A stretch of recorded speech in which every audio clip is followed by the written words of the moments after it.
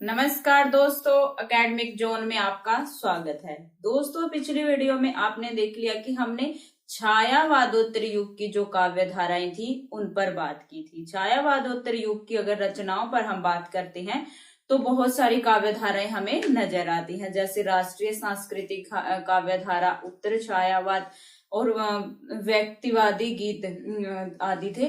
ये जो परंपराएं थी ये पहले से चली आ रही थी। इन पर पहले बहुत सारी रचनाएं हो चुकी थी। जैसे छायावाद के कवि थे सूर्यकांत त्रिपाठी, निराला जी, सुमित्रा नंदन पंत जी की आदि कुछ रचनाएं ऐसी हैं जो प्रगतिवाद के अंतर्गत रखी जा सकती हैं। जो नई काव्य धाराएं थी इसमें वो थी प्रयोगवादी, प्रगतिवादी और नई कविता, जिस पर दोस्तों हमने पिछली वीडियो में विस्तार से बात की थी। अब हम बात करेंगे दोस्तों प्रयोगवाद पर, प्रयोगवाद के प्रमुख कवियों पर। प्रयोगवाद के जन्म क्यों हुआ, ऐसा क्या हुआ कि जो छायावादी रचनाएं कम लिखी जाने लगी और प्रगतिवाद नाम दिया गया उन रचनाओं को, तो उस पर भी हमने विस्तार से बात की थी कि प्रगतिवाद का जो आरंभ हुआ था वो 1936 ईस्वी के आसपास हुआ था, जिसमें राष्ट्रीय और अंतर्राष्ट्रीय जो स्थिति थी उसने भी बहुत अहम भूमिका निभाई थी। दूसरी चीज है जो छायावाद की शून्यवादिता थी रचनाओं में, उसने छायावाद ने भी इसमें बहुत ही अहम भूमिका निभाई थी। तो जो प्रगतिवाद में साहित्य लिखा गया दोस्तों, वो शोषक वर्ग थे जो उनका विनाश करने के लिए, और जो शोषित वर्ग था या गरीब किसान मजदूर थे उनके ऊपर लिखा गया था। जैसे आप देख सकते हैं कि सूर्यकांत त्रिपाठी, निराला और सुमित्रा नंदन पंत जी की कुछ रचनाओं में हमें ये चीजें देखने को मिलती हैं। जैसे भिक्षुक, तोड़ती पत्थर, विधवा आदि ऐसी कुछ रचनाएं हैं जो प्रगतिवाद से संबंधित मानी जाती है। यानी वो कवि भी प्रगतिवाद की जो काव्यधारा थी उसमें लिख रहे थे, लेकिन कुछ नए कवियों का भी जन्म हुआ था इस काव्यधारा में। उन पर हम बात करेंगे विस्तार से। कुछ महत्वपूर्ण तत्वों पर हमने पिछली वीडियो में बात की थी, जैसे कि 1934 ईस्वी में गोर्की के नेतृत्व में रूस में क्या हुआ था, सोवियत लेखक संघ की स्थापना हुई थी, जो कि विश्व का प्रथम लेखक संगठन था। ये आपको पता होना चाहिए। दूसरी महत्वपूर्ण चीज थी दोस्तों की 1935 ईस्वी में E.M. फास्टर के सभापतित्व में पेरिस में जो प्रोग्रेसिव राइटर्स एसोसिएशन का अधिवेशन हुआ था, प्रथम अधिवेशन हुआ था। तो उसी के अनुसार हमारे देश में 1936 ईस्वी में किसके सज्जाद जहीर और डॉक्टर मुल्क राज आनंद के सहयोग से, प्रयत्नों से भारतवर्ष में भी उसकी शाखा खोली गई, जिसका प्रथम अधिवेशन हुआ कहाँ पर, लखनऊ में, और जिसके प्रथम अध्यक्ष थे प्रेमचंद जी। ये आपको महत्वपूर्ण क्वेश्चन है, याद रखना है दोस्तों।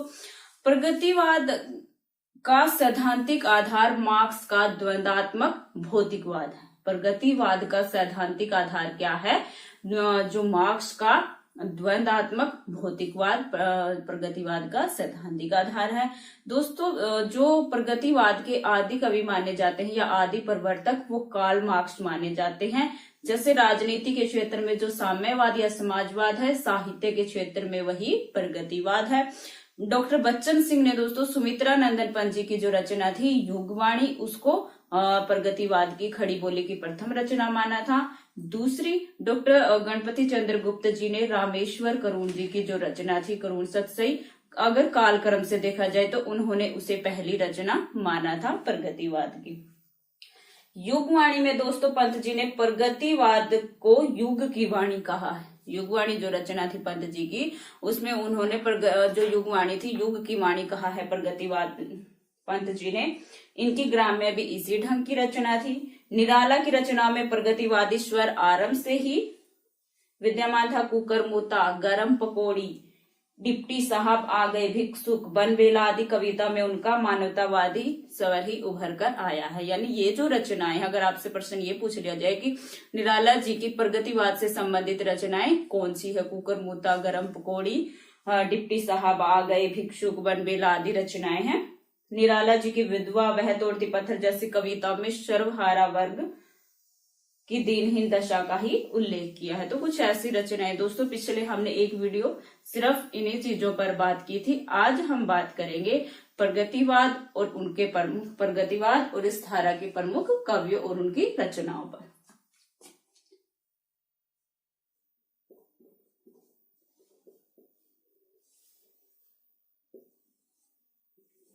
प्रगतिवाद की शुरुआत दोस्तों 1936 ईस्वी से मानी जाती है। और अगर हम देखते हैं तो 1943 ईस्वी में अग्गे ने जो तार सप्तक का संपादन किया था वहां पर प्रयोगवाद की शुरुआत मानी जाती है, यानी 1943 ईस्वी तक का जो काल रहा, जो समय रहा, वो प्रगतिवादी जो काव्यधारा थी वो प्रवाहित होती रही इस काल में। तो अब हम बात करेंगे प्रगतिवाद के प्रमुख कवियों पर। प्रगतिवाद के प्रमुख कवियों में दोस्तों सबसे पहला नाम आता है केदारनाथ अग्रवाल जी का।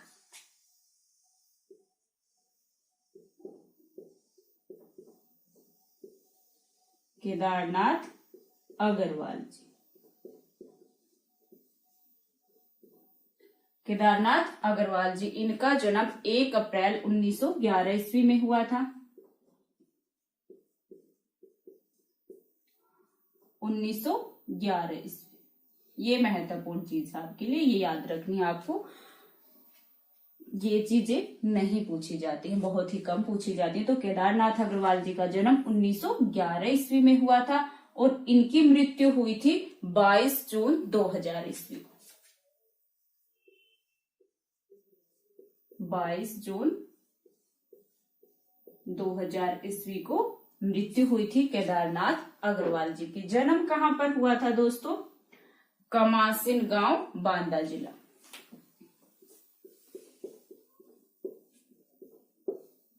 कमासिन गांव जो कि बांदा जिला में आता है, उत्तर प्रदेश।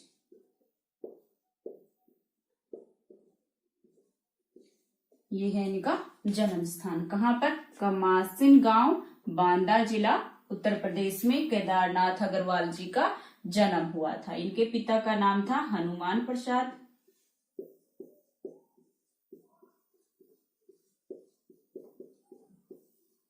हनुमान प्रसाद। इनकी माता जी का नाम था घिसट्टो देवी और इनकी पत्नी का नाम था पार्वती। पत्नी का नाम था पार्वती। इन्होंने दोस्तों जो अपनी बीए की परीक्षा है वो इलाहाबाद विश्वविद्यालय से की। इलाहाबाद विश्वविद्यालय से।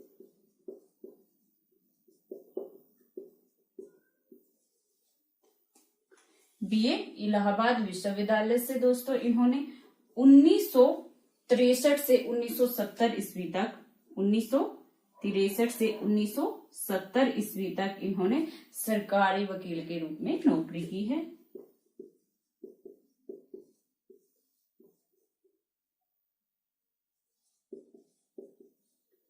कब से कब तक? 1963 से 1970 तक ये सरकारी वकील रहे हैं। तो ये इनके जीवन से संबंधित कुछ महत्वपूर्ण चीजें हैं। केदारनाथ अग्रवाल जी 1 अप्रैल 1911 ईस्वी में इनका जन्म हुआ था और 22 जून 2000 ईस्वी में इनकी मृत्यु हुई थी। कहां पर हुआ था जन्म? कमासिन गांव, बांदा जिला, उत्तर प्रदेश में जन्म हुआ था। पिताजी का नाम है हनुमान प्रसाद, पत्नी पार्वती देवी और माता जी का नाम है घिसट्टो देवी। इन्होंने बीए की परीक्षा इलाहाबाद विश्वविद्यालय से की और 1963 से 1970 ईस्वी तक इन्होंने सरकारी वकील के रूप में कार्य किया। ये बांदा में वकालत करते थे दोस्तों, जो इनका गांव था बांदा, वहीं पर वकालत करते थे। प्रगतिवादी वर्ग के काफी सशक्त कवि रहे हैं ये। इन्होंने उद्बोधनात्मक कविताएं भी काफी लिखी, किंतु सच्ची कविताओं को भी इनके यहाँ कमी नहीं। केदार की कविताओं में मानव और प्रकृति के सौंदर्य का बड़ा सहज, वेगवान और उन्मुक्त रूप मिलता है। ये इनकी कविताओं के बारे में कहा गया है। दोस्तों इनको 1973 ईस्वी में, इनके पुरस्कारों पर बात करते हैं, 1973 ईस्वी में फूल नहीं रंग बोलते हैं, इनकी काव्य संग्रह है फूल नहीं रंग बोलते हैं। फूल नहीं रंग बोलते हैं काव्य संग्रह, जिस पर इन्हें सोवियत लैंड नेहरू पुरस्कार मिला था। सोवियत लैंड नेहरू पुरस्कार कब मिला था? 1973 ईस्वी में फूल नहीं रंग बोलते हैं काव्य संग्रह पर सोवियत लैंड नेहरू पुरस्कार से सम्मानित किया गया केदारनाथ अग्रवाल जी को। उसके बाद दोस्तों 1981 ईस्वी में उत्तर प्रदेश हिंदी संस्थान से पुरस्कृत एवं सम्मानित किए गए। कब? 1981 ईस्वी में उत्तर प्रदेश हिंदी संस्थान, उत्तर प्रदेश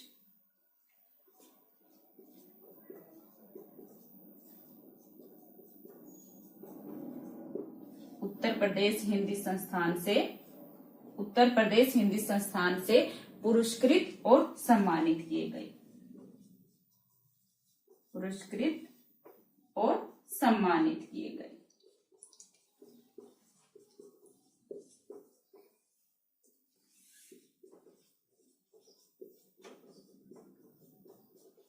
कब? 1981 ईस्वी में उत्तर प्रदेश हिंदी संस्थान से पुरस्कृत और सम्मानित किए गए। 1981 ईस्वी में 1973 ईस्वी में फूल नहीं रंग बोलते हैं के लिए सोवियत लैंड नेहरू पुरस्कार इनको दिया गया था।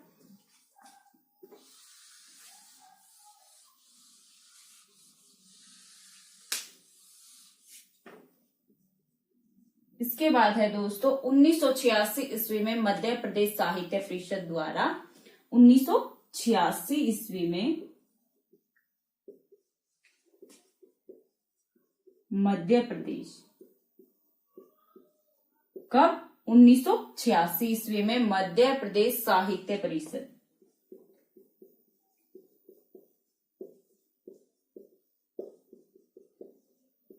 द्वारा तुलसी सम्मान से सम्मानित किए गए।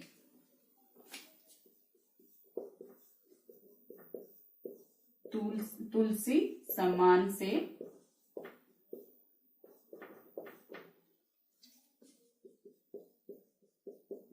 सम्मानित किए गए। कब? 1986 ईस्वी में मध्य प्रदेश साहित्य परिषद द्वारा तुलसी सम्मान से सम्मानित किए गए। 1981 में उत्तर प्रदेश हिंदी संस्थान द्वारा पुरस्कृत और सम्मानित किए गए थे। 86 में मध्य प्रदेश साहित्य परिषद द्वारा तुलसी सम्मान से सम्मानित किए गए। दोस्तों 1990-91 में मध्य प्रदेश सरकार ने मैथिली शरणगुप्त सम्मान से इनको सम्मानित किया। कब? 1990-91 में मध्य प्रदेश सरकार ने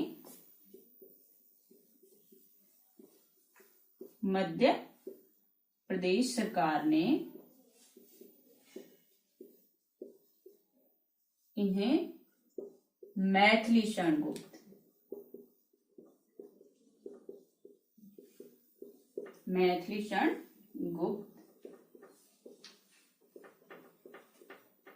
सम्मान से सम्मानित किया।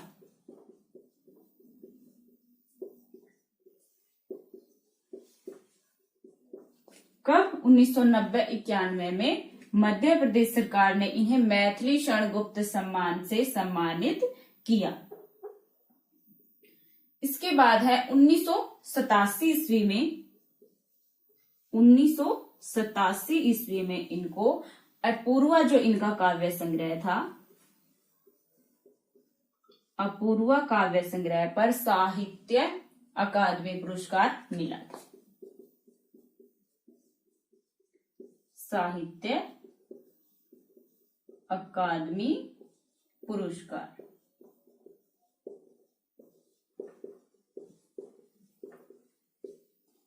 उन्नीस सौ 87 ईस्वी में अपूर्वा जो इनका काव्य संग्रह था 1984 ईस्वी में प्रकाशित हुआ था, उस पर इन्हें साहित्य अकादमी पुरस्कार से सम्मानित किया गया।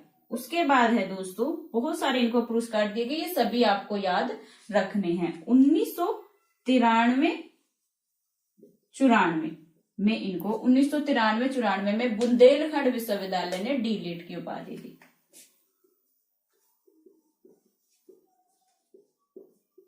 बुंदेलखंड विश्वविद्यालय ने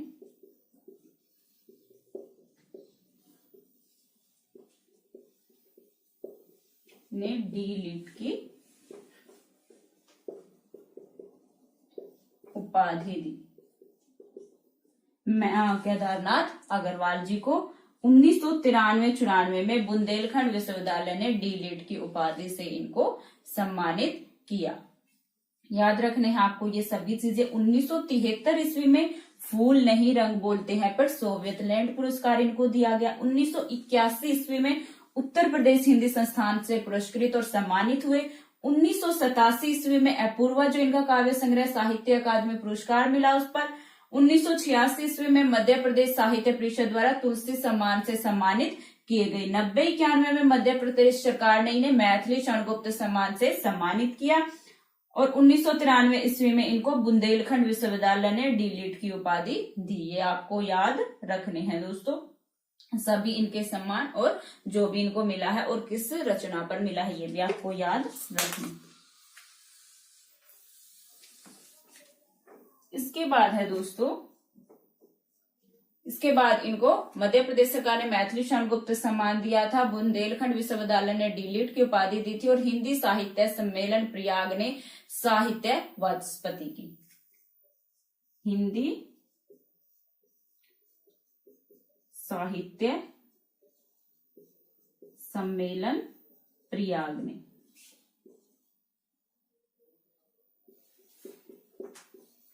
ने इनको साहित्य वाचस्पति की उपाधि दी।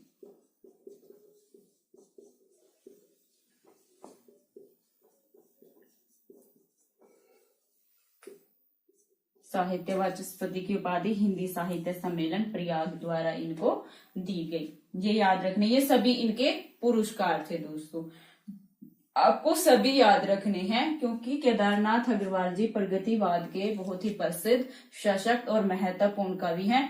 इनके जीवन से संबंधित जो भी जानकारी दोस्तों हमने यहाँ पर बताई वो भी आपको याद रखनी। दूसरी, इनको जितने भी पुरस्कार दिए गए हमने सभी पर बात की, किस सन में दिए गए, कौन सा पुरस्कार दिया गया है और किस काव्य संग्रह पर दिया गया है ये भी हमने बताया, तो आप सभी ये याद रखेंगे।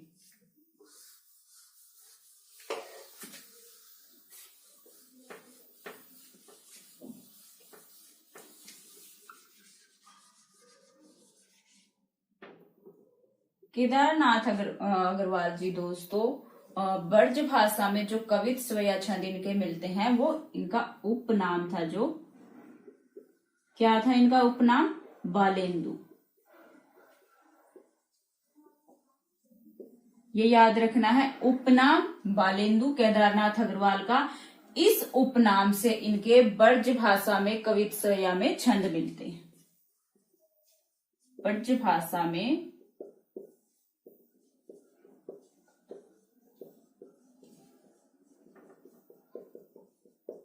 कवित्व या छंद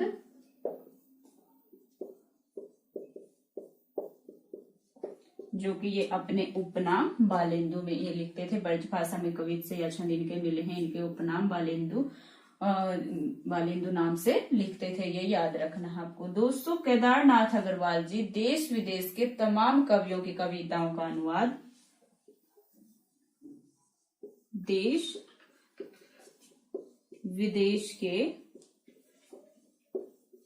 विदेश के तमाम कवियों की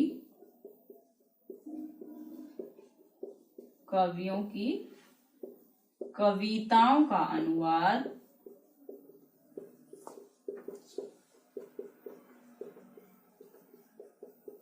देश विदेश के तमाम कवियों की कविताओं का अनुवाद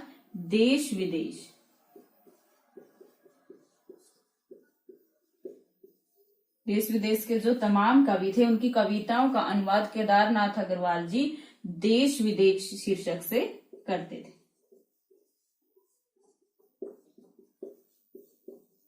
देश विदेश शीर्षक से किया इन्होंने। जो देश विदेश के तमाम कवियों की कविताओं का अनुवाद वो देश विदेश शीर्षक से इन्होंने किया केदारनाथ अग्रवाल जी ने, ये आपको याद रखना। दूसरी महत्वपूर्ण बात है कि केदारनाथ अग्रवाल को केन का कवि कहा जाता है। केदारनाथ अग्रवाल को, ये प्रश्न भी बहुत बार पूछा गया है, केन का कवि। केन का कवि कहा जाता है केदारनाथ अग्रवाल जी को। क्यों कहा जाता है? क्योंकि ऐसा माना जाता है कि केदारनाथ अग्रवाल जी को केन नदी के किनारे घंटों एकांत में बैठकर देखना, उसकी कलकल ध्वनि को सुनना और उसमें खो जाना बेहद प्रिय था, इसलिए केदारनाथ जी को केन का कवि कहा गया है। ये प्रश्न बहुत ही ज्यादा बार पूछा जाता है। इनका उपनाम भी याद रखना है, बालेंदु इनका उपनाम है और इनको केन का कवि कहा जाता है क्योंकि केन के किनारे इनको बहुत समय तक बैठना, उसको देखना, उसकी कलकल ध्वनि सुनना सभी अच्छा लगता था, इसलिए इनको केन का कवि कहा गया है।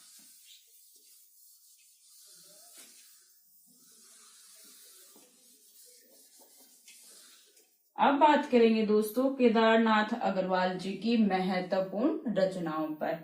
रचनाएं और उनके प्रकाशन वर्ष आपको सभी याद रखने। केदारनाथ अग्रवाल जी का दोस्तों जो पहला काव्य संग्रह था वो आजादी से पूर्व 1947 ईस्वी में प्रकाशित हुआ था, वो था युग की गंगा।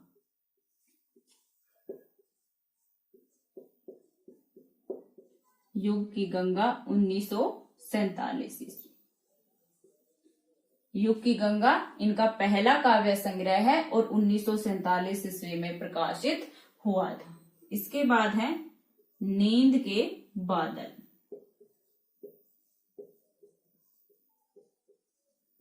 नींद के बादल ये भी 1947 ईस्वी में। युग की गंगा 1947 ईस्वी, नींद के बादल 1947 ईस्वी। लोक और अलोक। लोक और अलोक 1957 ईस्वी।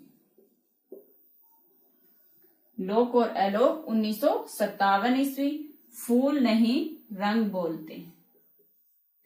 फूल नहीं रंग बोलते हैं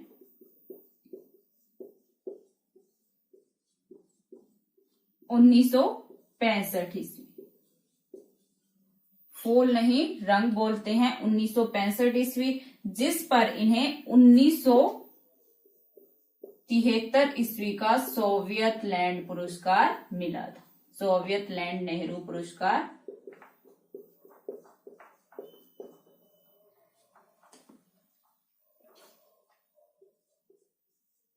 सोवियत लैंड नेहरू पुरस्कार मिला था 1973 ईस्वी में और इसकी रचना की गई थी फूल नहीं रंग बोलते हैं कि 1965 ईस्वी में। ये आपको याद रखना, पहले भी हमने जो पुरस्कार बताए मैं बता दिया और साथ के साथ भी बताते चलेंगे। फूल नहीं रंग बोलते हैं काव्य संग्रह पर जो कि 1965 ईस्वी में प्रकाशित हुआ था, उस पर इन्हें 1973 ईस्वी में सोवियत लैंड नेहरू पुरस्कार से सम्मानित किया गया था। इसके बाद फूल नहीं रंग बोलते हैं के बाद आग का आईना। आग का आईना 1970 ईस्वी में। आग का आईना कब प्रकाशित हुआ? 1970 ईस्वी में। गुल मेहंदी।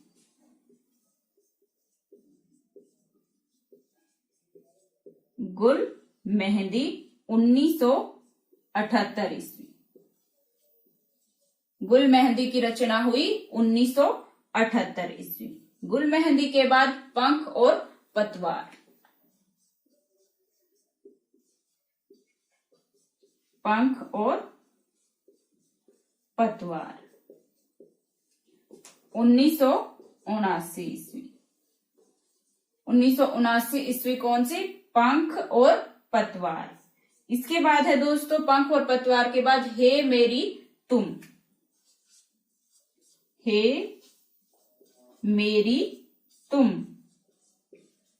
1981 ईस्वी।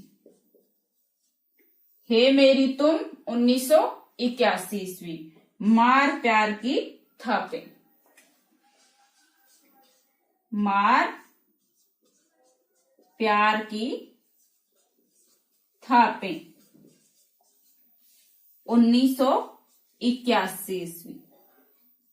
मार प्यार की थापे 1981 ईस्वी। बंबई का रक्त स्नान।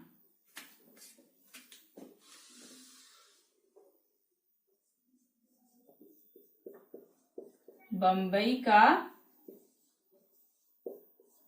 रक्त स्नान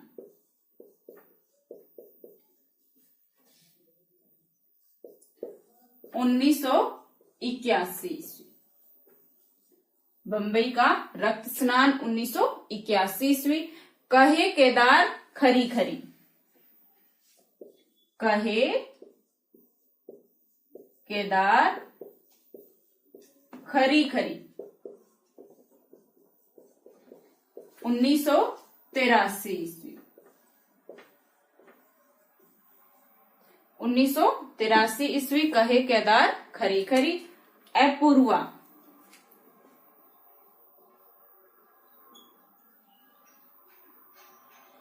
1984 ईस्वी। अपूर्वा पर 1987 ईस्वी में साहित्य अकादमी पुरस्कार। अपूर्वा काव्य संग्रह पर, जो कि 1984 ईस्वी में जो प्रकाशित हुआ था, उस पर 1987 ईस्वी का साहित्य अकादमी पुरस्कार दिया गया। याद रखना है आपको। अपूर्वा के बाद है जामुन जल तुम। जामुन जल तुम 1984 ईस्वी।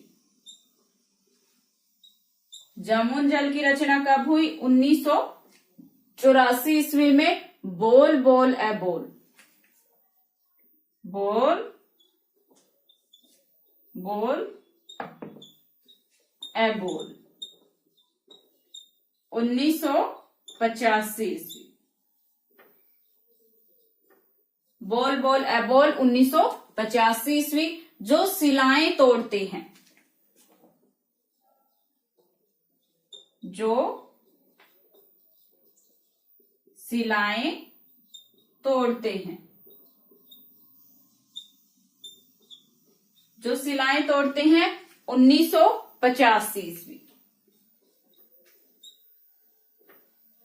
बहुत बार पूछा गया प्रश्न है ये भी। जो सिलाएं तोड़ते हैं 1985 ईस्वी में प्रकाशित हुआ था।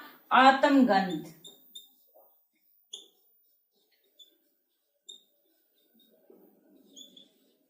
1988 ईस्वी।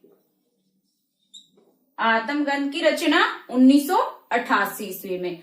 अनहारी हरियाली 1990 ईस्वी। अनहारी हरियाली 1990 ईस्वी। अनहारी हरियाली 1990 ईस्वी। खुली आंखें खुले डेने 1993 ईस्वी। खुली आंखें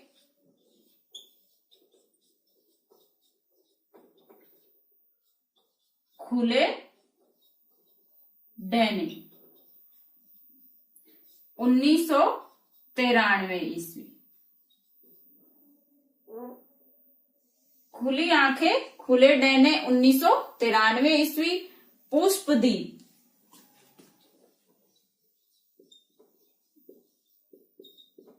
1994 ईस्वी।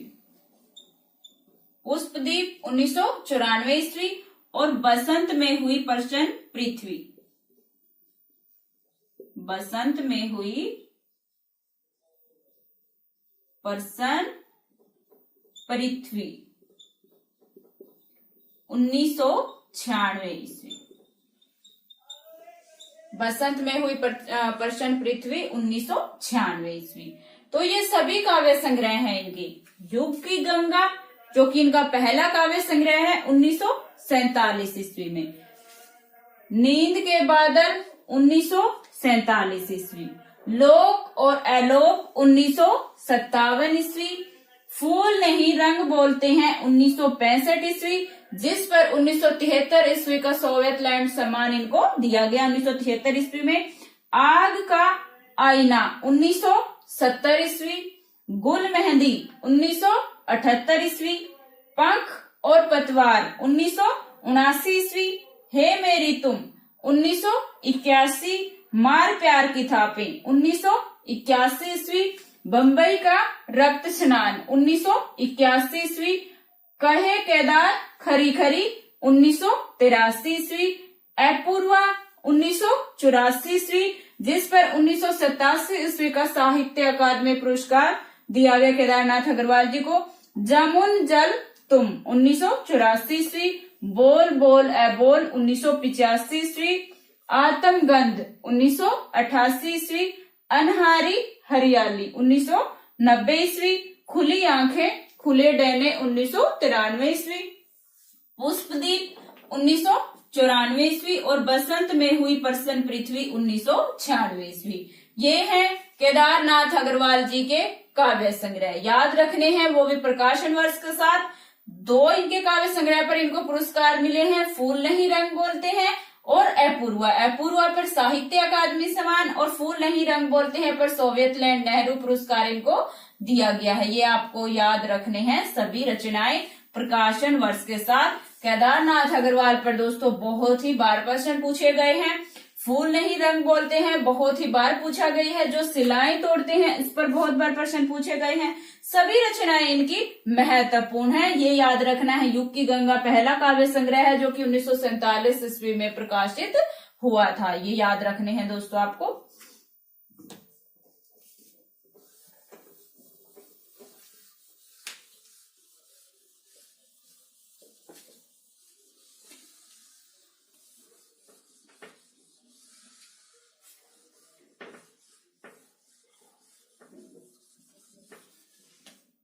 इसके बाद है दोस्तों, इनकी सभी रचनाएं आपने देखी प्रकाशन वर्ष के साथ। जिस भी रचना पर पुरस्कार दिया गया वो याद रखनी, सभी रचनाएं आपको याद रखनी है। अगर आप इनको 3 या 4 बार ध्यान से पढ़ेंगे, ध्यान से सुनेंगे तो आपको अच्छे से ये याद हो जाएंगी, क्योंकि जो प्रकाशन वर्ष है वो साथ के साथ आपको याद रखने हैं। उन पर बहुत बार प्रश्न पूछे जाते हैं। एक ही कवि की भी रचनाएं दे दी जाती हैं, उनको क्रमानुसार लगाना होता है, या अलग अलग कवियों की भी रचनाएं दे दी जाती हैं। अगर आप ध्यान से पढ़ेंगे तो आपको उसी समय याद आ जाएगा कि ये रचना किस सन में प्रकाशित हुई थी। तो आपको याद रखनी है। हम सभी रचनाओं के प्रकाशन वर्ष आपको साथ साथ बताते। दूसरी महत्वपूर्ण, कवियों का जीवन, कवियों का जन्म, ये भी बहुत बार पूछे जाते हैं पेपरों में। तो कवियों का जन्म भी आप जिस भी युग पर बात कर रहे हैं उसी युग के कवियों को आप याद करेंगे। एक साथ आप याद नहीं कर सकते। जैसे हम प्रगतिवाद पर बात कर रहे हैं तो प्रगतिवाद के सभी कवियों को आप याद रखेंगे उनका जन्म। जो केदारनाथ अग्रवाल जी की रचना है कहे केदार खरी खरी, कहे केदार खरी खरी, जो कि 1983 ईस्वी में प्रकाशित हुआ था इनका काव्य संग्रह कहे केदार खरी खरी। इस रचना में इन्होंने डॉलर के खतरे के प्रति भारतीय राजनेताओं को आगाह किया है। डॉलर के खतरे के प्रति भारतीय राजनेताओं को आगाह किया है।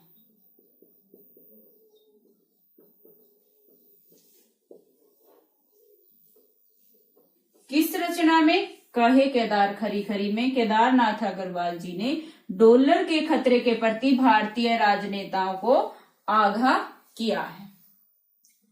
उसके बाद है हे मेरी तुम जमुन जल तुम, हे मेरी तुम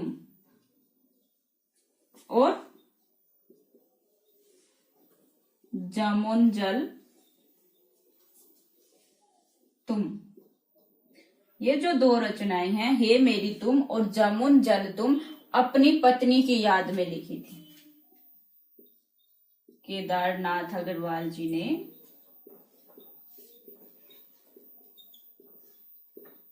ये रचनाएं अपनी पत्नी की याद में लिखी थी।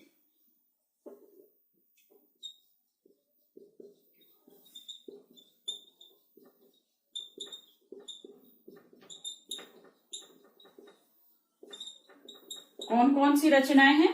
हे मेरी तुम और जमुन जल तुम। केदारनाथ अग्रवाल ने जो ये रचनाएं हैं अपनी पत्नी की याद में लिखी थी। युग की गंगा 1947 ईस्वी में प्रकाशित हुआ, जो इनका काव्य संग्रह आजादी के बाद पहले प्रकाशित हुआ था। युग की गंगा पहला काव्य संग्रह है इनका। इसमें विषम अर्थव्यवस्था का यथार्थ चित्र खींचा गया है। विषम अर्थव्यवस्था का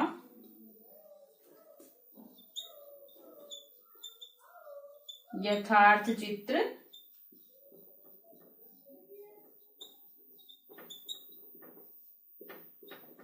खींचा गया है। युग की गंगा जो कि 1947 ईस्वी में प्रकाशित हुआ था, इसमें विषम अर्थव्यवस्था का यथार्थ चित्र खींचा गया है। किसमें? युग की गंगा में। आपको याद रखना है दोस्तों, युग की गंगा में विषम अर्थव्यवस्था का यथार्थ चित्र खींचा गया है। इनकी दो महत्वपूर्ण कविताएं हैं, माजी ने बजाओ बंसी, माजी ने बजाओ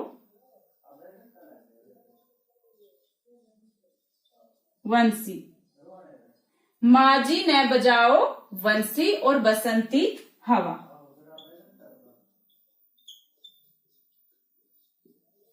और बसंती हवा तो कविताएं हैं इनकी, माजी ने बजाओ वंसी और बसंती हवा महत्वपूर्ण कविताएं हैं। महत्वपूर्ण कविताएं हैं कौन कौन सी? माजी ने बजाओ वंसी और बसंती हवा महत्वपूर्ण कविताएं हैं जो फूल नहीं रंग बोलते,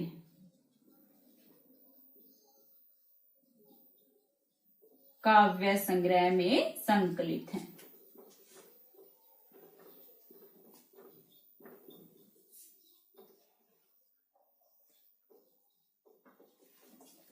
माजी ने बजाओ वंसी और बसंती हवा महत्वपूर्ण कविताएं हैं जो कि फूल नहीं रंग बोलते हैं काव्य संग्रह में संकलित है। केदार की प्रगतिशील सहज सौंदर्यवादी कविताओं के रूप में देखी जा सकती हैं। कौन सी? माजी ने बजाओ वंसी और बसंती हवा प्रगतिशील सहज सौंदर्यवादी कविताओं के रूप में देखी जा सकती हैं। एक प्रकृति का चित्र देखिए जो इनकी रचना की कुछ पंक्तियां दी गई हैं। आज नदी बिल्कुल उदास थी, आज नदी बिल्कुल उदास थी, सोई थी अपने पानी में, उसके दर्पण पर बादल का वस्त्र पड़ा था। आज नदी बिल्कुल उदास थी, सोई थी अपने पानी में, उसके दर्पण पर किसका? बादल का वस्त्र पड़ा था। मैंने उसको नहीं जगाया, दबे पांव वापस घर आया। ये महत्वपूर्ण पंक्तियां हैं और केदारनाथ अग्रवाल जी की दोस्तों।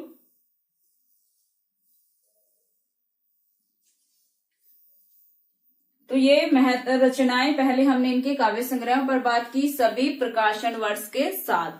उसके बाद है दोस्तों इनकी कौन कौन सी रचना में किस तरह का वर्णन किया गया है। जैसे कहे केदार खरी खरी 1983 ईस्वी में प्रकाशित हुआ था जो काव्य संग्रह, उस पर डॉलर के खतरे के प्रति किसे? भारतीय राजनेताओं को आगाह किया है डॉलर के खतरे के प्रति। हे मेरी तुम और जमुन जल तुम केदारनाथ अग्रवाल जी की ये रचनाएं उनकी पत्नी के याद में उन्होंने लिखी थी। कौन कौन सी? हे मेरी तुम और जमुन जल तुम।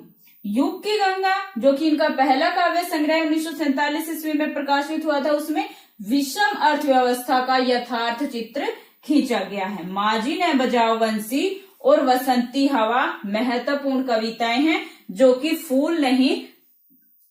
फूल नहीं रंग बोलते हैं काव्य संग्रह में संकलित हैं। दोस्तों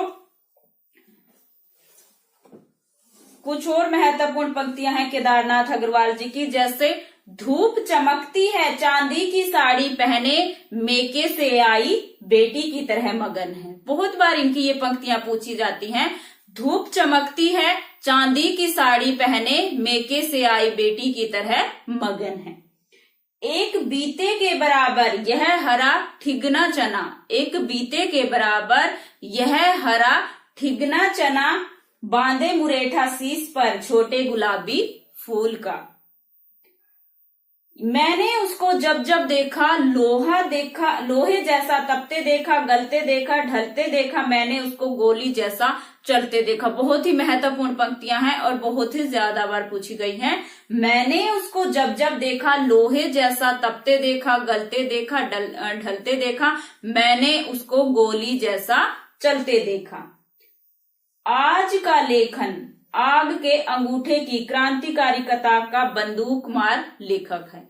आज का लेखन आग के अंगूठे की तरह क्रांतिकारी कतार का बंदूक मार लेखक है।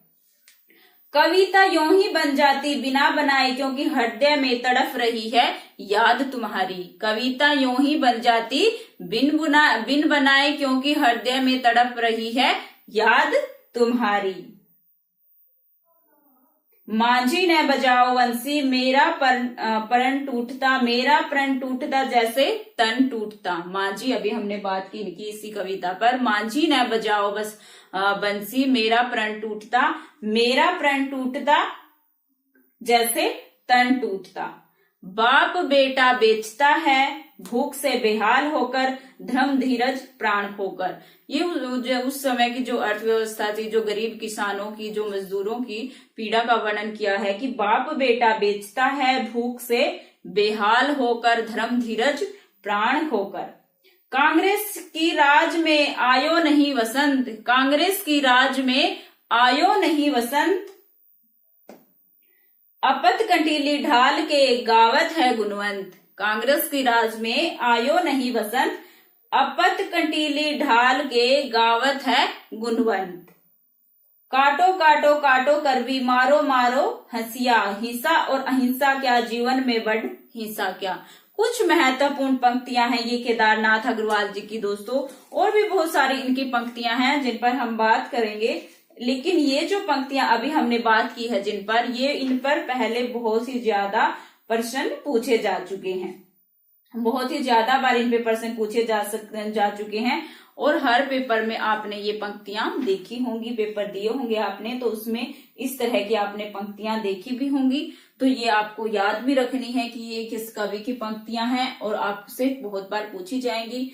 तो आपको याद रखनी है कि ये पंक्तियां किस कवि की हैं। रचनाएं भी दोस्तों आपको सभी याद रखनी है, प्रकाशन वर्ष उनके याद रखने हैं और यहाँ पर कुछ हमने उनकी जो काव्य संग्रह थे उनमें किस तरह का वर्णन किया गया है इस पर भी हमने बात की। तो दोस्तों ये थे केदारनाथ अग्रवाल जी, प्रगतिवाद के प्रमुख कवि। इनके जीवन से संबंधित जो भी महत्वपूर्ण जानकारियां थी, इनको कौन कौन से पुरस्कार दिए गए थे वो भी हमने बात की। दूसरी महत्वपूर्ण चीज थी इनकी रचनाएं, सभी रचनाएं हमने यहाँ पर बताई। उसके बाद उनकी रचना में जो महत्वपूर्ण विषय थे वो हमने बताए थे।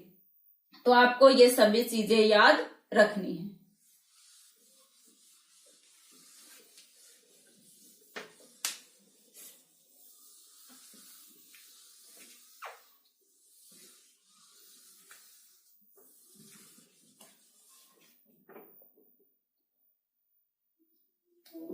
इसके बाद है दोस्तों रामविलास शर्मा जी। रामविलास शर्मा जी ये आलोचक निबंधकार, आलोचक के रूप में विख्यात रहे। आचार्य रामचंद्र शुक्ल के बाद अगर कोई प्रसिद्ध आलोचक माना जाता है तो वो रामविलास शर्मा जी। इनका जन्म दोस्तों 1912 ईस्वी में हुआ था। 1912 ईस्वी में इनका जन्म हुआ था और 2000 ईस्वी में इनकी मृत्यु हुई थी। 1912 ईस्वी में इनका जन्म हुआ था और 2000 ईस्वी में इनकी मृत्यु हुई थी। इनका जन्म कहां पर हुआ था? झांसी में। झांसी उत्तर प्रदेश में इनका जन्म हुआ था। झांसी उत्तर प्रदेश में इनका जन्म हुआ था। इन्होंने अंग्रेजी में एमए किया था। अंग्रेजी से एमए थे ये। कहां से किया था? लखनऊ विश्वविद्यालय से। लखनऊ विश्वविद्यालय से इन्होंने अंग्रेजी में एमए किया था। 1938 ईस्वी में पीएचडी किया था इन्होंने।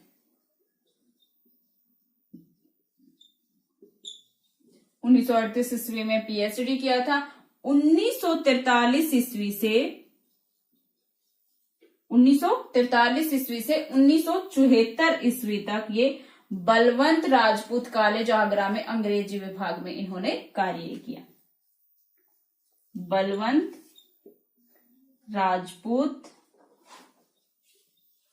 राजपूत कॉलेज आगरा, बलवंत राजपूत कॉलेज आगरा में इन्होंने ये अंग्रेजी के प्राध्यापक रहे। किसमें? बलवंत राजपूत कॉलेज आगरा में ये अंग्रेजी के प्राध्यापक रहे और फिर उसके विभागाध्यक्ष भी ये बनाए गए थे। विभागाध्यक्ष भी बनाए गए थे और प्राध्यापक रहे बलवंत राजपूत कॉलेज आगरा में 1973 ईस्वी से 1974। अंग्रेजी के, ये भी याद रखना आपको, अंग्रेजी के प्राध्यापक रहे हैं। उसके बाद इन्होंने के.एम. मुंशी विद्यापीठ आगरा, के.एम. मुंशी विद्यापीठ, के.एम. मुंशी विद्यापीठ आगरा के निदेशक रहे। ये आगरा के निदेशक, के.एम. मुंशी विद्यापीठ, के.एम. मुंशी विद्यापीठ आगरा के निदेशक रहे। उसके बाद दोस्तों 1986-87 में हिंदी अकादमी के प्रथम सर्वोच्च सम्मान 1986-87 के में हिंदी अकादमी के प्रथम सर्वोच्च सम्मान,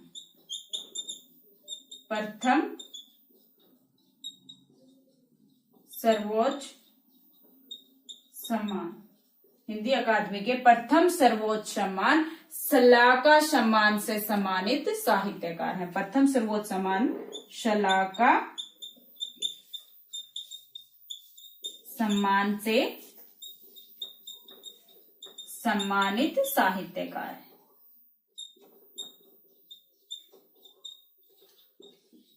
रामविलास शर्मा जी 1986 ईस्वी में इनको शलाका सम्मान से सम्मानित किया गया, जो कि हिंदी अकादमी के प्रथम सर्वोच्च सम्मानों में गिना जाता है। उसके बाद है 1991 ईस्वी में, 1991 ईस्वी में प्रथम व्यास सम्मान से सम्मानित इनको किया गया। व्यास सम्मान यानी व्यास सम्मान प्राप्त करने वाले ये प्रथम साहित्यकार हैं। 1991 ईस्वी में इनको प्रथम व्यास सम्मान से सम्मानित किया गया।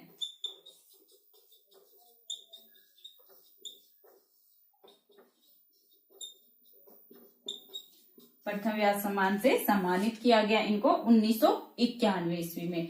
ये प्रगतिशील लेखक संघ के मंत्री और हंस के संपादक भी रहे। प्रगतिशील लेखक संघ था जो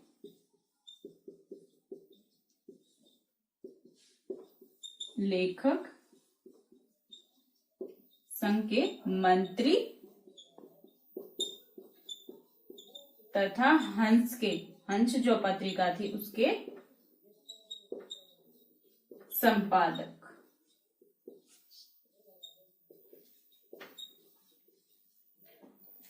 प्रगतिशील लेखक संघ के मंत्री और हंस के संपादक भी ये रहे। सबसे महत्वपूर्ण प्रश्न ये है कि ये प्रख्यात प्रगतिवादी समीक्षक थे। रामविलास शर्मा जी किस युग के प्रख्यात समीक्षक थे? बहुत ही बार प्रश्न ये पूछा जाता है। तो ये प्रगतिवाद जो काव्यधारा थी उसके प्रगतिवाद के प्रख्यात समीक्षक थे। बहुत ही महत्वपूर्ण प्रश्न है ये इनके बारे में। प्रगतिवाद के प्रख्यात समीक्षक थे रामविलास शर्मा जी। ये प्रख्यात प्रगतिवादी समीक्षक थे। इनकी कविताओं का सौंदर्य है सादगी, वेग और सहजता। शर्मा जी की कविता में प्रचार और नारों की कमी नहीं, स्थूल व्यंग्यों की भी अधिकता है, किंतु जहां वे अतिवादिताओं से मुक्त होकर केवल कवि के रूप में रहे, वहां वे सामाजिक संवेदना को आत्मसात करके उसे सरल वेगवादी भाषा में अभिव्यक्त करते रहे। रामविलास शर्मा जी का दोस्तों हमने यहाँ पर वर्णन किया है, उनके जीवन से संबंधित कुछ महत्वपूर्ण चीजें बताई, लेकिन ये आलोचक के रूप में अधिक विख्यात थे और इनकी आलोचनात्मक रचनाएं प्रसिद्ध हैं। इनकी कविताओं पर किसी तरह का कभी प्रश्न नहीं पूछा जाता है। अगर इन पर प्रश्न पूछा जाता है तो वो ये पूछा जाता है, रामविलास शर्मा जी किस युग के प्रख्यात समीक्षक थे? रामविलास शर्मा जी किस युग के प्रख्यात समीक्षक थे? तो वे प्रगतिवाद के प्रख्यात समीक्षक थे, यानी प्रगतिवादी विख्यात समीक्षक थे।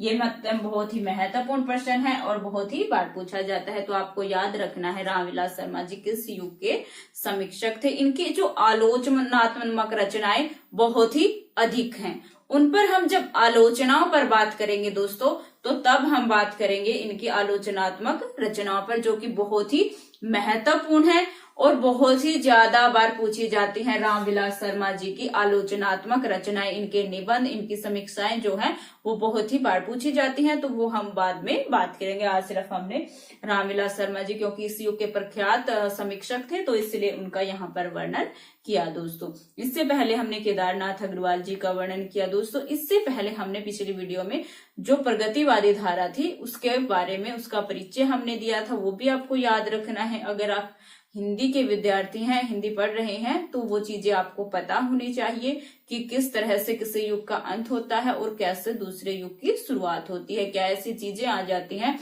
कि जो पुराना युग है वो समाप्त हो जाता है, उसकी रचनाएं जो उनके उस तरह की रचनाओं का अभाव होता है, और जैसे जिस नए युग की शुरुआत होती है तो उस तरह की रचनाएं हमें ज्यादा दिखनी शुरू हो जाती हैं, तो वो इस तरह से किसी भी युग की शुरुआत मानी जाती है। जब हम पहले बात कर रहे थे, पहले के जो युग थे, जैसे भक्ति काल है तो भक्ति की अनेक रचनाएं थी, लेकिन आधुनिक काल में अलग अलग काव्य धाराएं हैं, तो उसी तरह से हम बात कर रहे हैं। भारतेंदु युग पर हमने बात की, जैसे अभी हमने पिछले की जो छायावादोत्तर युग है उसमें बहुत सारी काव्य धाराएं थी। कुछ तो पहले से ही चली आ रही थी, जैसे राष्ट्रीय सांस्कृतिक धारा। भारतेंदु युग के कवियों ने भी राष्ट्रीयता से प्रेरित होकर रचनाएं लिखी। द्विवेदी युग के कवियों ने तो बहुत सारी रचनाएं इस तरह की। छायावाद में भी कुछ इस तरह की रचनाएं लिखी गई, जैसे मैथिली शरणगुप्त जी, माखनलाल चतुर्वेदी जी आदि कवियों में आते हैं। तो वो जो तो परंपरानुसार चल ही आ रही थी छायावाद से प्रेरित रचनाएं, लेकिन प्रयोगवाद, प्रगतिवाद और नई कविता इस युग की उपज थी और उन्हीं पर हम बात कर रहे हैं। तो प्रयोगवाद के प्रमुख कवि केदारनाथ अग्रवाल जी की आपको सभी रचनाएं याद रखनी है प्रकाशन वर्ष के साथ। इसके बाद हम बात करेंगे प्रगतिवाद के ही प्रमुख कवि नागार्जुन, त्रिलोचन आदि पर। धन्यवाद।